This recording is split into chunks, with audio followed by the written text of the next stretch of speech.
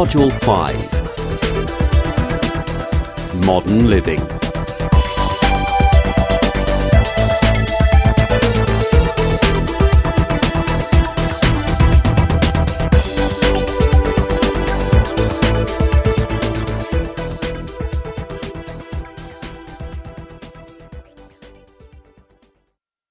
Unit 5.1, Exercise 2, page 130. The designer.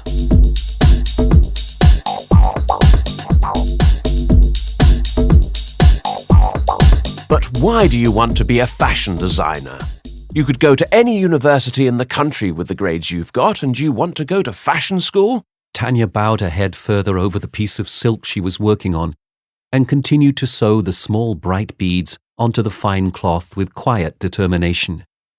She knew her father was exasperated with her decision, but it wasn't going to affect her resolve in any way. He could question her over and over and insist on the ridiculousness of the idea, but she was going to be a fashion designer no matter what. It was all she had ever wanted to do. Tanya thought back to when she had first picked up a needle and thread. Her grandmother had made most of her own clothes, and when Tanya was very small, she had loved to watch her cutting the cloth and stitching it together with meticulous skill. Bit by bit, under her grandmother's careful instruction, she had learned the craft herself. Once she had mastered the basic skills, Tanya had become adventurous and started designing her own creations. She had a wild sense of colour and liked to make clothes that stood out for the contrast in the colours, patterns, and the different types of cloth that she used. There was no doubting her creativity. Her art teacher at school had nothing but praise for her talent and encouraged her to develop it further. But not everyone was quite as sympathetic to Tanya's dream of becoming a star in the world of fashion. Her brother Dmitri made no attempt to hide his contempt for her obsession with fashion. As far as he was concerned, clothes were just something you threw on in the morning before going out into the outside world. As long as they were clean and didn't have holes in them, that was all that mattered. He regarded anyone who paid attention to fashions and trends as simply a victim of peer pressure and advertising. Dmitri was very fond of telling her that anyone with any sense or intelligence would put their energy into doing something that mattered in the world, like becoming a scientist. He sounded just like her father. But she wouldn't listen. Her mind was already made up. She had been offered a place at one of the most prestigious schools of art and design in the country, and nothing would deter her from taking her place there. Of course, she knew the road to fulfilling her dreams would be a long, hard one. She had a plan mapped out, and she was going to follow it through. Fortunately, she did have support within the family. Her grandmother never failed to boast about her talent to anyone who would listen, and her mother, although she didn't make a song and dance about it, was also proud of her. Tanya looked up from her work and gazed into her father's troubled face. She smiled at him. You know, Dad, we've had this conversation countless times now, she said gently. And the thing is, underneath it all, you know I've made the right decision for my life. This is what I'm good at. What would you rather I did with my life? Something that gives me a deep sense of satisfaction and fulfillment, or something that would make me unhappy? Her father's face brightened, and he chuckled. Well, one thing is for certain, he said as he patted her on the shoulder. No one could ever accuse you of lacking confidence in your own abilities, and that is definitely a good thing. You know I only want the best for you.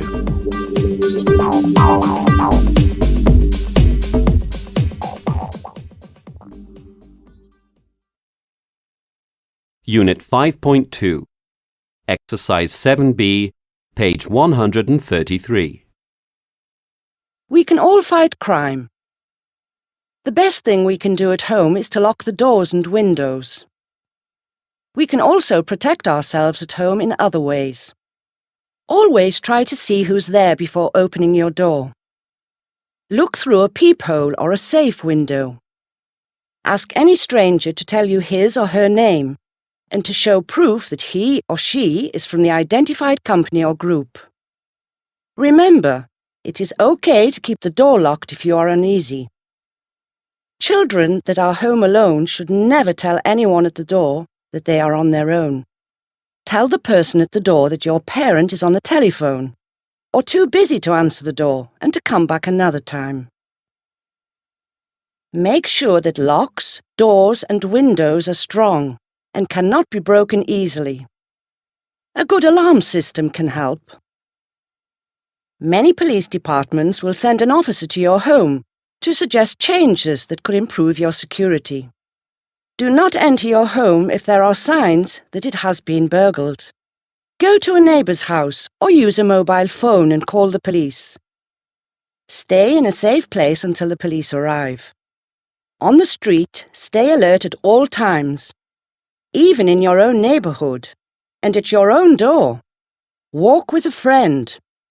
Try to stay away from places where crimes happen, such as dark parking lots or alleys. You can also call the police if you see anything suspicious or someone doing graffiti. If there is a person hanging around your neighbourhood that makes you uncomfortable, call for help. Don't carry a lot of cash. Try not to carry a purse. Put your money, credit cards or wallet in an inside pocket. If a robber stops you, hand over any cash you have. Don't try to stop someone if you witness him or her committing a crime. Call the police and provide them with any information you have. Unit 5.3, Exercise 3, page 134.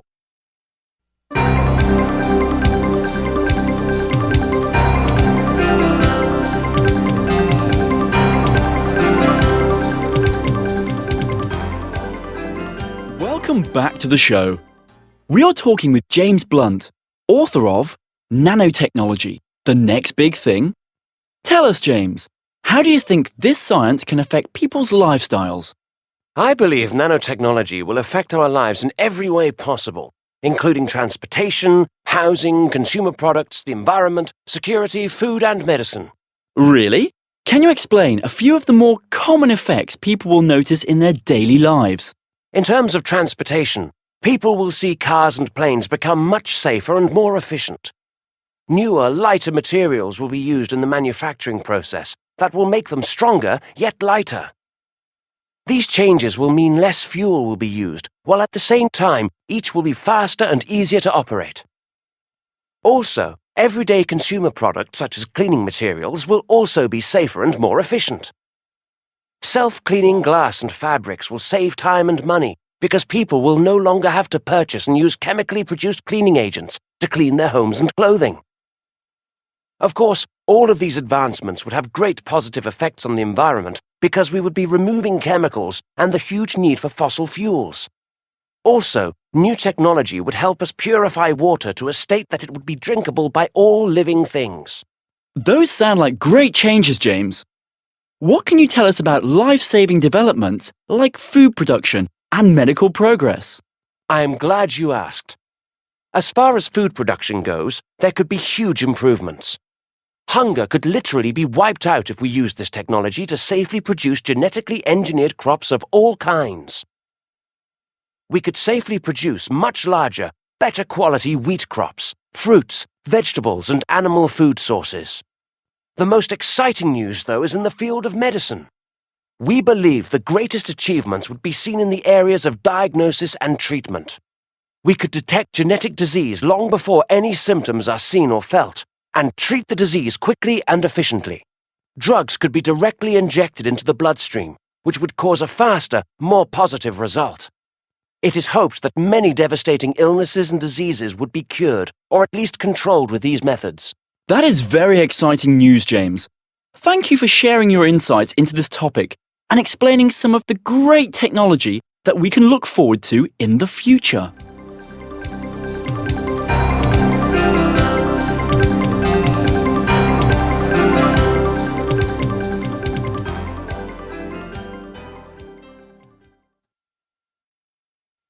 Exercise 7, page 135.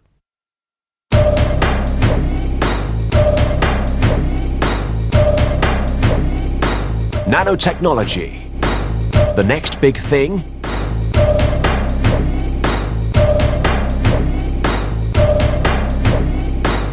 Nanotechnology, the technology of materials of microscopic size, is seen as controversial by many. This article looks at some of the benefits and potential dangers. Imagine a world in which kitchens clean themselves, tidy brushes clean up pollutants in water, and minute robots move through the body seeking out and destroying cancerous tissue. If all this sounds like science fiction, you should think again, because it is a world that may not be far off. In this new branch of technology, these ideas are only some of the possible applications of scientific research. Scientists even hope to develop materials that will allow machines to repair themselves in much the same way that the human body does, which would be an incredible development. Although the idea of using microscopic robots to fight disease is still futuristic, nanotechnology is already being used by doctors. For example, magnetic nanoparticles have been given to patients suffering from certain cancers. These tiny metal balls concentrate in the body's unhealthy tissues, giving doctors a useful tool which they can use to track the spread of the disease. Unfortunately, it is not all good news. People are already expressing concerns that nanotechnology may be difficult to control. They fear the world could rapidly be reduced to grey dust as the result of some disaster involving this new technology. Nanoparticles are so small that they are readily taken up by the body. Normally, the skin acts as a natural barrier which prevents invasion by foreign bodies. However, nanoparticles are able to cross biological membranes and penetrate tissues and organs. Indeed, nanoparticles may cause DNA mutation and the destruction of cells. Nevertheless, nanomaterials can actively benefit the environment and help in the fight against global warming. They can also be used to improve the efficiency of traditional materials. For example, a nanoparticle is being added to engines in buses in Britain, which will improve their fuel efficiency. To conclude then, as with most advances in technology, the message must be, proceed with extreme caution.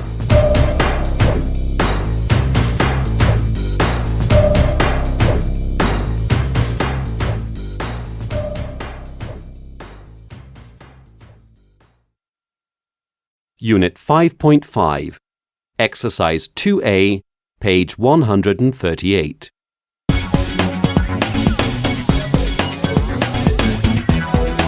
Signs of the times. Parents often feel that they have to crack some kind of complex code in order to understand what their children are texting their friends.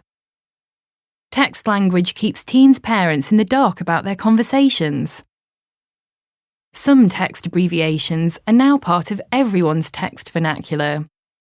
Think LOL, laughing out loud, and CUL8R, see you later. But others, like PAW, parents are watching, and LMIRL, let's meet in real life, are a way to KPC, keep parents clueless.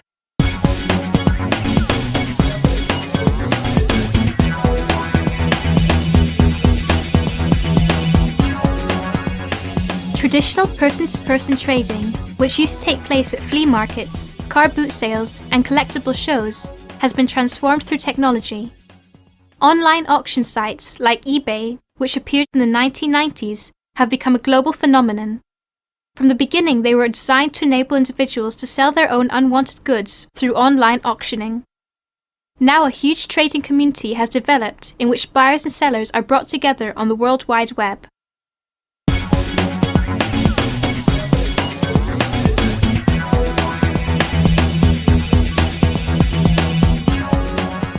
You may have seen them on TV.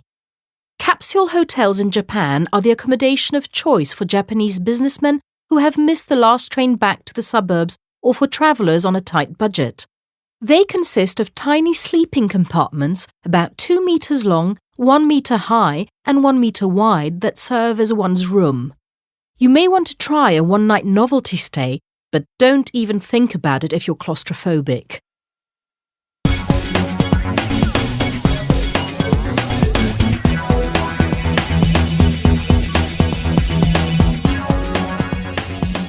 Fast food has become one of the great conveniences of modern life, but one would be hard-pushed to call it a civilized eating experience. A new patented paper carrier bag invented by Advent Global aims to change all that. Called Breakaway, the bag has a detachable sheet of paper on either side. These sheets become a small tablecloth when removed, providing a clean surface on which to lay out one's food.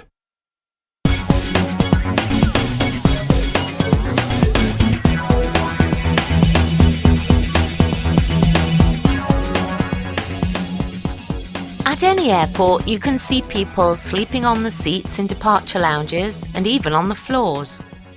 Weather conditions or mechanical problems can cause delays, and then there are the stopovers. Many passengers cannot leave the airport and must simply wait it out. In Stockholm, they have taken an old jumbo and turned it into a hostel. Parked on the edge of the airport, it provides basic accommodation in 25 rooms with shared facilities.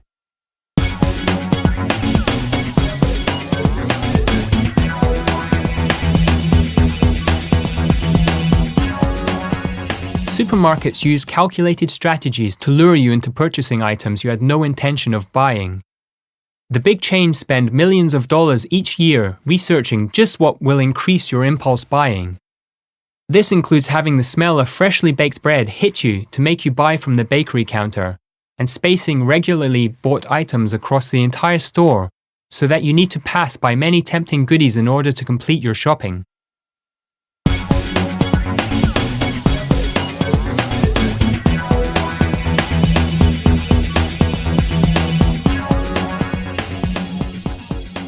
Technology is advancing far quicker than anyone could have imagined. Global communication has never been easier, thanks to social media such as email, internet forums and blogs. Meetings now take place between people who are scattered all over the world via conference calls and video link-ups without a second thought. Even the news is being brought to us by people capturing the moment on their mobile phones and sending it by MMS. Unit 5.6 Exercise 9, page 141. Andrew. I don't really enjoy shopping, so when I have to buy myself clothes, I like to go to one place and get everything I need. That is why Marks & Spencer's is my favourite department store. I can pick up everything I need and even have lunch. The prices are quite reasonable and the quality of the products is excellent. I would never shop anywhere else. Claire. My favourite place to buy clothes is a second-hand clothing shop in London. I have found some of the most unique jumpers and t-shirts at a place called Style Maven. My friends think I'm crazy to buy things that used to belong to someone else, but I think it is fun. I don't have a lot of money to spend on clothes, so this way I can have everything I need at a reasonable price. Vicky. I enjoy dressing well and looking stylish. I love the quality and fit of designer clothes. There are a few select shops I buy my clothes from, but my favourite boutique is called Dina's. Every piece is unique and can be tailored to fit perfectly. The shop assistants know me and always provide me with excellent service and advice. Exercise 1, page 142. Speaker A. The thing is that I'd always known I would be following in Dad's footsteps and taking over the management of the shop. I knew I had to be able to read and write and do sums, but apart from that, I didn't see the point. For me, school was a place to hang out with your mates and have a bit of fun. My parents wanted me to try harder though, and now I see that they were absolutely right. Speaker B. Where I come from, most people didn't really value education. Everyone just wanted to finish school and then go and get a job to make some money. The other kids in my class would shout names at me like egghead and brainbox as if it was actually a terrible thing to be bright. But I didn't mind, because I wasn't about to end up working in the local factory. In fact, I was the only one at my school who went on to higher education. Speaker C. In many ways, I was very lucky. Not many people get the opportunity to attend a top-quality school. I got a very good classical education, and I can still read in ancient Greek and Latin, which is a rare thing these days. Going to such a famous public school was a real head start in my life. I wouldn't say that I didn't enjoy it, as there was a real sense of companionship between the boys and masters. Speaker D. Looking back, all I can say is that I wish I could do it all again. They were such carefree times. I've heard some people say how strict their teachers were at school and that they had a really miserable time of it. For me, it was just the opposite.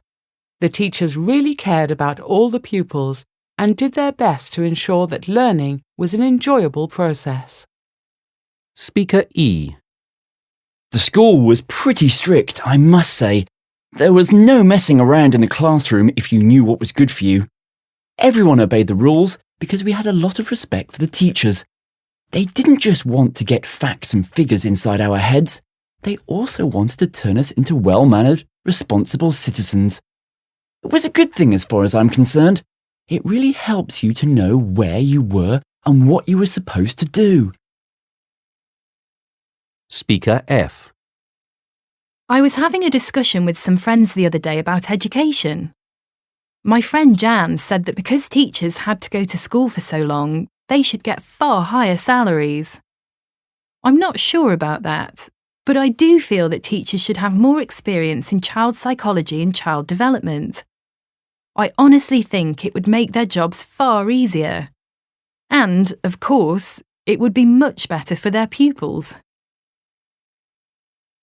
Exercise 2, page 142.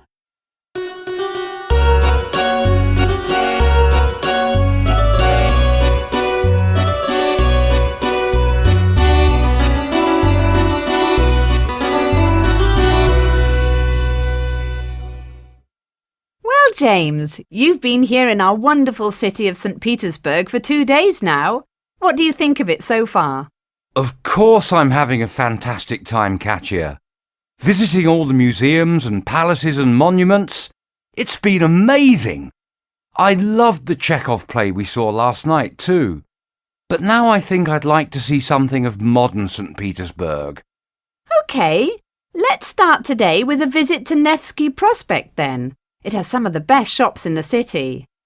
I think you'll like Gostiny Dvor. It's one of the most fashionable shopping centres in all of Eastern Europe.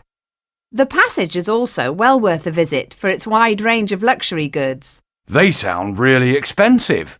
Most of the shops are pretty upmarket, but if you want to get some presents to take home with you, I'm sure we'll find something. Some of the shops are quite affordable. There are also lots of great cafes and restaurants in the area, so we can have lunch after shopping. I think I'll stick to window shopping and get my souvenirs another day at this little shop I saw. Lunch somewhere nice would be great, though. What about this evening? I'd love to see some live music from a local band. This city is famous for its music scene. There are clubs for every type of music. There are lots of jazz, rock and rave clubs. I really love a club called Fish Fabrique. I go there all the time. All the best local bands perform there. It's in a very trendy art centre that has galleries selling modern art too. How does that sound? Great! We can have a look around the galleries first. It will be really interesting to see what young artists in this city are doing. Then we can go relax and listen to some good music in the club. I don't think I could ask for a better evening's entertainment. I'm glad you like the idea. So, that's settled then. We've got a full day planned out for us, and you can get to see something of modern life in the city. Yes, I love the historic centre of the city. Don't get me wrong, but it would be a shame not to see the other side of a city while I'm here. And I'll have even more stories for all my pals when I get home. They'll be so jealous.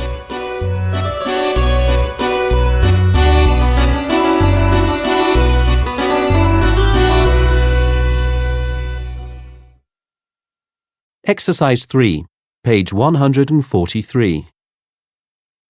My guest today is a rising star of accessory fashion design, Patrick Ronan. Firstly, could you give us a picture of what accessory design is? An accessory is anything that is worn to enhance an outfit. Hats, bags, belts and scarves are all examples of accessories that add to the look of the clothes you wear. They put the finishing touches to your wardrobe. They are, if you like, the icing on the cake. I create a range of different accessories for the styles that are in each season. You've been working a lot with some of the biggest names in fashion lately, haven't you?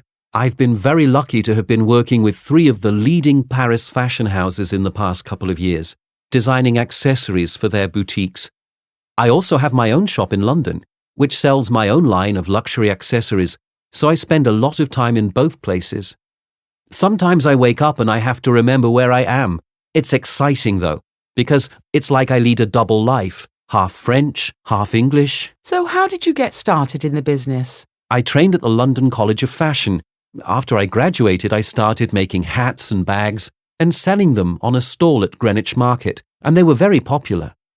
But my big break came when Vogue magazine asked to use some of my stuff for a fashion shoot they were doing. What kind of materials do you use for your designs? I mainly use leather because it's so versatile. You can use it in so many different ways, and it comes in a wide variety of forms, from very soft to extra stiff. I don't use fur or other types of animal skins, though, as I don't think it's ethically right to use parts of an animal if it's not something that you eat, too. Would you say that your creations are eco-friendly? I would indeed. I use only natural materials like leather and wool. Also, there are no artificial chemicals used in the dyes that colour the materials I use.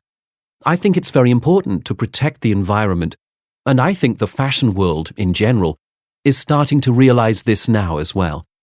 Many designers, like myself, are now making a lot of effort to ensure that our designs are not only beautiful to look at and own, but also that these goods cause no harm to the environment. What inspires you when you are working? All sorts of things, really. I spend a lot of time in museums and libraries, researching fashion accessories from the past. That helps me to get some basic ideas, and then I try to take the old and bring something new to it, make it modern. I also get a lot of ideas from nature. Like the shape of a leaf or flower can end up being a new bag design, for instance. I think as a designer, you have to be aware of everything going on around you. So what's next on your fashion horizons? A well-deserved holiday in the Caribbean is what I dream of. Oh well, maybe next year, if I'm lucky. I could really do with a rest after my 6 months contract with Topshop. We produced lots of my designs for the mass market. I'm also very proud that I'll be doing some work on a BBC programme for their costume department. They won't pay very much, but it really will be a lot of fun. Exercise 2A, page 144. Student A. Smartphones are everywhere today, but now there is also the smartwatch. Some people think there is no point in owning one. They do everything a smartphone can do. The only difference is that a smartwatch is worn on the wrist. However, this can make a big difference for some people. Athletes and fitness freaks, for instance, use smartwatches as fitness trackers. Being in contact with the skin, these gadgets can read body functions. They can tell you how far you've run and at what speed. They can also keep track of your heart rate, calorie intake, and sleep patterns. Business people too may find a smartwatch useful. They are more discreet at meetings. You can check messages and other information without the need to unlock your mobile phone. Wearing one also means you're less likely to miss a call. A slight vibration on your wrist is sufficient to let you know someone is trying to contact you. Student B. Smartphones are everywhere today. But now there is also the smartwatch. Some people think there is no point in owning one. They do everything a smartphone can do. The only difference is that a smartwatch is worn on the wrist.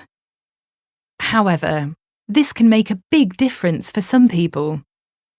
Athletes and fitness freaks, for instance, use smartwatches as fitness trackers. Being in contact with the skin, these gadgets can read body functions. They can tell you how far you've run and at what speed.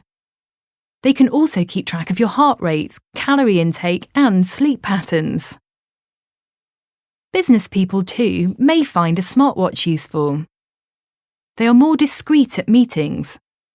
You can check messages and other information without the need to unlock your mobile phone. Wearing one also means you are less likely to miss a call. A slight vibration on your wrist is sufficient to let you know someone is trying to contact you. Exercise 2B, page 144. Student A. Smartphones are everywhere today, but now there is also the smartwatch. Some people think there is no point in owning one. They do everything a smartphone can do. The only difference is that a smartwatch is worn on the wrist. However, this can make a big difference for some people. Athletes and fitness freaks, for instance, use smartwatches as fitness trackers. Being in contact with the skin, these gadgets can read body functions. They can tell you how far you've run and at what speed. They can also keep track of your heart rate, calorie intake, and sleep patterns. Business people too may find a smartwatch useful. They are more discreet at meetings. You can check messages and other information without the need to unlock your mobile phone. Wearing one also means you are less likely to miss a call. A slight vibration on your wrist is sufficient to let you know someone is trying to contact you. Exercise 4A, page 144. Student A. What is the opening time? How long does the show last? How can I get there? Is there an admission charge? Are there any clothes for sale? Student B. What is the opening time? What time is the last show? How can I get there? Is there an admission charge? Are there any clothes for sale? Exercise 6, page 145. In the first photo, we can see some people in a natural history museum walking round viewing prehistoric exhibits. The second photo shows us another group of people in a science museum wandering along an aisle next to some glass display cases. The photos are similar in that they both show interiors of museums with visitors in big exhibition halls. Another thing they have in common is that it is probably fairly warm in there, judging by the clothes people are wearing. These are both educational opportunities to learn about the past. The main difference, of course, is the exhibits themselves. Photo number 1 shows the colossal skeleton of a dinosaur with its enormous ribcage and huge jaws. Photo number 2, on the other hand, shows us a more technologically based exhibition, a vintage car, some other old models and an old warplane. I think it is suspended from the ceiling. Also, there is some contrast in the visitors. In the first picture, they seem to be more actively engaged in what they are seeing. Someone in the foreground is taking a photo of the dinosaur, and there is a small group in red uniforms in the background who appear to be studying the skeleton. In the second picture, we get the impression that people are just passing through, maybe to see some interactive exhibits further on. I think that young children would find the museum in photo 1 more interesting. I say this because I believe dinosaurs appeal to kids' imaginations in a way that old cars and trains wouldn't. Dinosaurs, for kids, are both scary and fun. Unit 5.11. Exercise 5, page 150.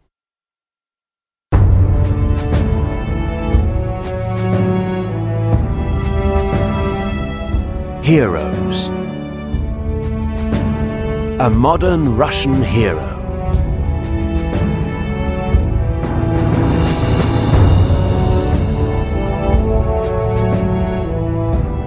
World-famous Professor Leonid Rochal, whose reputation continues to grow as the years pass, is truly a modern hero. His many prestigious titles and awards include Doctor of Medicine, Professor, Director of the Moscow Research Institute of Child Surgery and Traumatology, and President of the National Charity Fund, set up to help child victims of disasters and catastrophes. Leonid Rochal recalls that from the time he was a small boy, he knew that he would grow up to become a doctor. After finishing secondary school, he entered a medical institute, where he decided to join the pediatric faculty, partly due to his love for children. Upon graduating, however, he realized that he wanted to continue his studies and went on to become a pediatric surgeon. Professor Rochal believes it takes a special kind of person to be a doctor.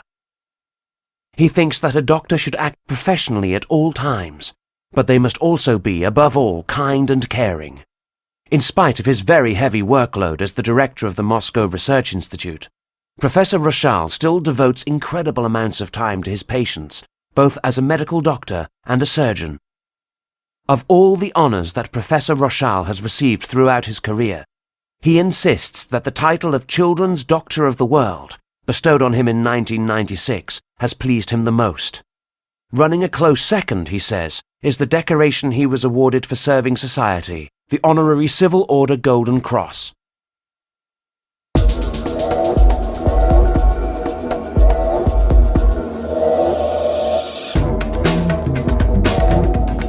A protector of our planet.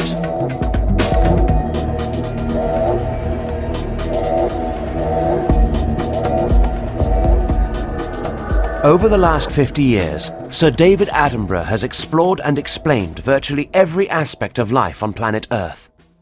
His autobiography, Life on Air, follows a career in which he invented the modern television wildlife program and became one of the world's best-known broadcasters and naturalists. Attenborough spent his childhood collecting fossils, stones, and other natural specimens. His fascination with nature continued and led him to study geology and zoology at Cambridge. The natural world is the greatest source of excitement, visual beauty, and intellectual interest, he says. Sir David was also the first presenter on primetime television to address humanity's impact on the planet. In the last few years, Attenborough has become increasingly outspoken in support of environmental causes. It's a moral question about whether we have the right to exterminate species and leave a world that is poorer than the one we inherited. He asks, are we happy to imagine that our grandchildren may never be able to see an elephant except in a picture book?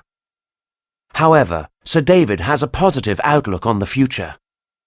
I think there will be radical changes, he explains. But I don't think the natural world will be reduced to rats and cockroaches, nor do I think that the plant world will be reduced to some kind of desert. Unit 5.12, Exercise 7A, page 153.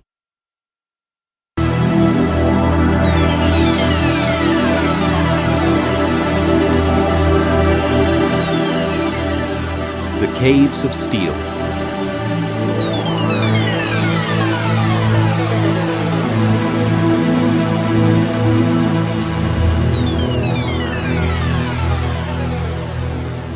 The boss smiled. I had this arranged specially last year, Lee J. I don't think I've showed it to you before. Come over here and take a look. In the old days, all rooms had things like this. They were called windows. Did you know that? Bailey knew that very well, having viewed many historical novels. I've heard of them, he said. Come here, said the boss. Bailey squirmed a bit, but did as he was told. There was something strange about the privacy of a room being exposed to the outside world. Sometimes the boss was over the top with his affection for the past. Like with his glasses, Bailey thought. That was it. That was what made him look wrong.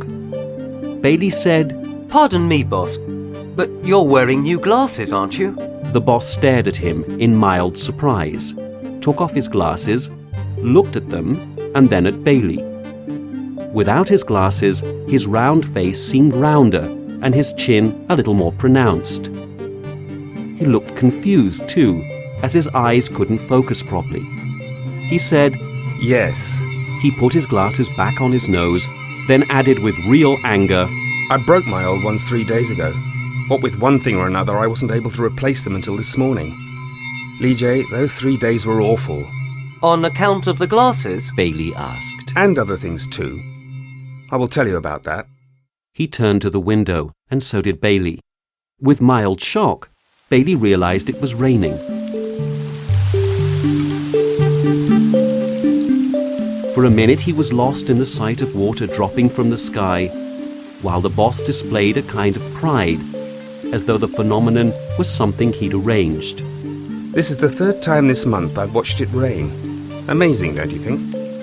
Against his will, Bailey had to admit to himself that he was impressed. In his 42 years, he had rarely seen rain, or any of the phenomena of nature for that matter. He said, "It always seems a waste for all that water to come down on the city. It should limit itself to the reservoirs." Lee J, said the boss, "You're too modern. That's your trouble. In the old days, people lived in the open. I don't mean on the farms only. I mean in the cities too. Even in New York. When it rained, they didn't think of it as waste. They liked it. They lived close to nature. It's healthier, better. The troubles of modern life come from being separated from nature. Read up on the coal century sometime." Bailey had. He had heard many people moaning about the invention of the nuclear reactor. He moaned about it himself when things went wrong or when he got tired. Moaning like that was normal in human nature. Back in the coal century, people moaned about the invention of the steam engine. In one of Shakespeare's plays, a character moaned about the invention of gunpowder. 1,000 years in the future, they'd be moaning about the invention of the human robot brain. He said grimly, "Look, Julius." It wasn't normal for him to be so friendly with the boss at work. However many times the boss called him Lige, but something special was called for here. "Look, Julius, you're talking about everything except what I came in here for, and it's worrying me. What is it?" The boss said. "I'll get to it, Lee J. Let me do it my way. It's trouble."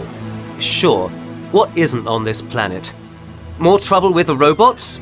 "In a way, yes, Lee J."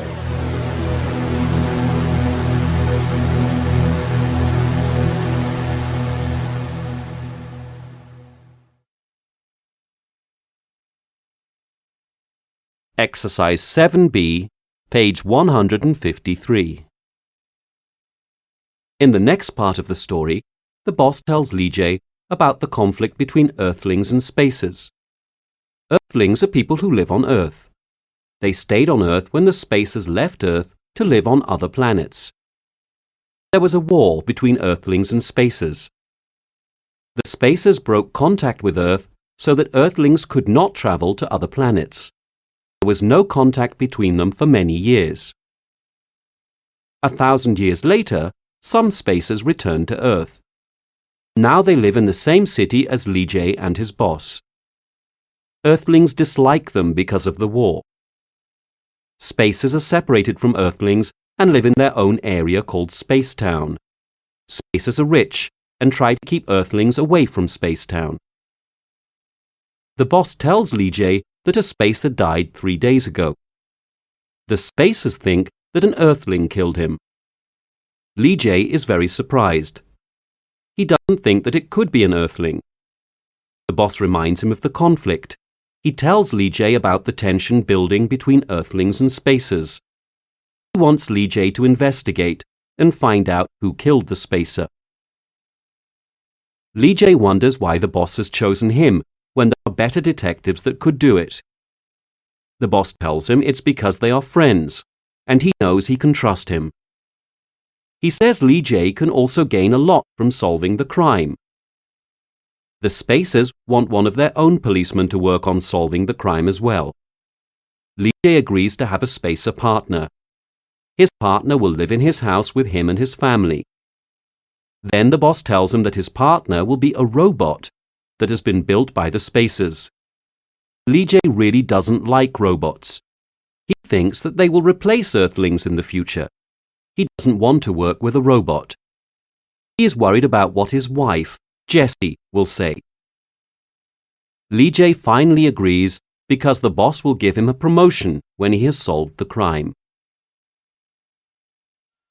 Unit 5.13. Exercise 3. Page 154.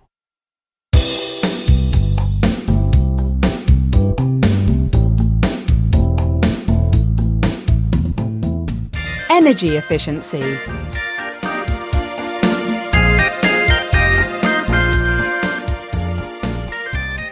Energy eaters. Many of the electrical appliances we use in the home eat up huge amounts of energy. This is made worse by the fact that most of them are not energy efficient. Water and heating boilers, for example, are the worst culprits. Another energy guzzler is our fridge-freezer, as it is working 24/7. In fact, everything we use in our home, from the television to the washing machine, is using much more electricity than is necessary. So when you buy a new appliance, check the labelling to find out how energy efficient the product is, even your light bulbs. An energy-efficient light bulb is much cheaper to use and lasts 12 times longer than a standard one. You can save up to 30% on your electricity bills by using energy-efficient appliances. Changing over. In a bid to save up to 20% on energy use, the European Commission is bringing in some tough new regulations. Manufacturers will be required to make their products more energy efficient. One area that has been especially targeted is the massive energy waste from appliances that have a standby mode, like TVs and DVDs, and other electrical goods that use electricity even when they're not in use. Also, there will be more information available on exactly how energy efficient or not electrical appliances are. The measures could save up to €100 billion by 2020. So, what do consumers need to know? Unplug it. Have you ever left your mobile phone charger plugged in even after you've recharged your phone? If you touch it, it will be warm. This is because it's still using electricity, just like your TV and DVD when they're on standby. Leaving things plugged in or switched on while you're not using them is costing you money and wasting energy. Make a difference. By using energy-efficient electrical goods and turning them off and unplugging them, we can help to reduce carbon emissions which cause climate change. So go on, save yourself a lot of money and help save the planet as well.